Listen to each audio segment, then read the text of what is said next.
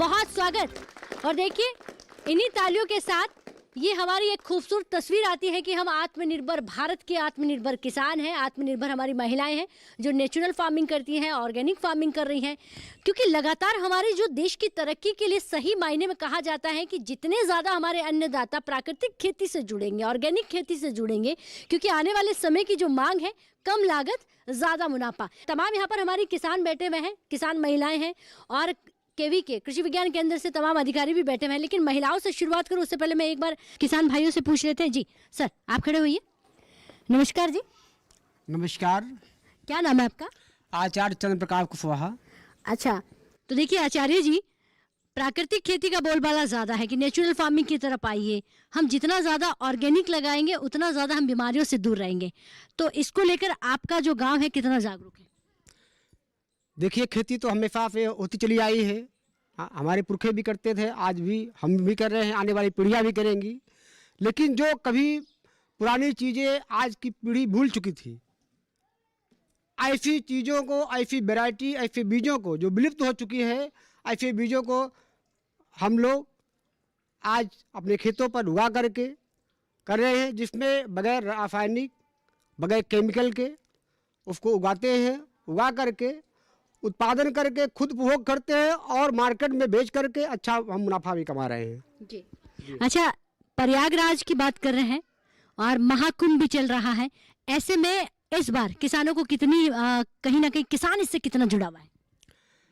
किसान जो भी उत्पाद है, अब चूंकि कुंभ है तो वहाँ पर पब्लिक ज़्यादा है, भीड़ ज़्यादा है, तो भीड़ को अगर इकट्ठा जहाँ होगी, उनके भोजन की, रहने की व्यवस्था, ईंधन की व्यवस्था है, तो चाहिए। तो उसके लिए जो भी किसान हमारे उत्पादन कर रहे हैं, वो सब्जियाँ जो उगा रहे हैं या अनाज जो उगाए हैं, वहाँ जा रहा है और उसकी कीमत अच्छी मिल रही है, जिससे कि किसानों को, हम लोगों को लाभ मिल रहा है। आपके गांव से कृषि विज्ञान केंद्र कितना दूर है?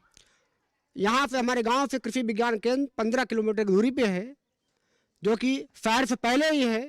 खास तौर हमारे गांव के लिए बहुत अच्छा ये है कि जाम का झाम नहीं है। जमुना का इलाका है, जाम का झाम नहीं है। मेले से पहले ही कृषि विज्ञान केंद्र पड़ता है, तो हम किसानों को वहाँ जाने में और आने में कोई दिक्कत नहीं होती है। जो भी वहाँ पर कार्यक्रम होते हैं, ट्रेनिंग होते हैं, प्रशिक्षण होते हैं, उसको हमारे गांव के किसान और स्वतः हम जाते हैं। और जो आसपास के किसान हैं उनको भी, जिनके पास टाइम है, वहाँ ले जाते हैं। और वहाँ से जो तकनीकियाँ वैज्ञानिकों द्वारा बताई जाती हैं, उन तकनीकियों को हम सभी किसान मिलकर सर्वप्रथम अपने खेत पर लागू करते हैं। चलिए बैठिए, बहुत धन्यवाद। जी मैम, नमस्कार जी। नमस्कार राधिका जी। मैं डॉक्टर निमिषा नटराजन, कृषि विज्ञान केंद्र प्रयागराज से, और मैं गृह वैज्ञानिक हूँ वहाँ पे।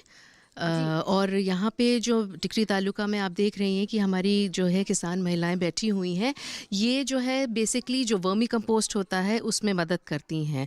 एंड उसमें जो है वर्मी कंपोस्ट में इनका काफ़ी जो है हद तक ये काम करती हैं, और साथ में फिर उसकी पैकेजिंग वगैरह में भी मदद करती हैं, एंड फिर वो जो है बाहर बेचा जाता है। और साथ में उसके साथ जो है स्वयं सहायता समूह भी चलाती हैं। स्वयं सहायता समूह में ये कार्य करती हैं, और भी महिलाओं को इन्होंने जोड़ रखा है। हर समूह में कम से कम 10 से 15 या 20 महिलाएं जो हैं जुड़ी हुई हैं।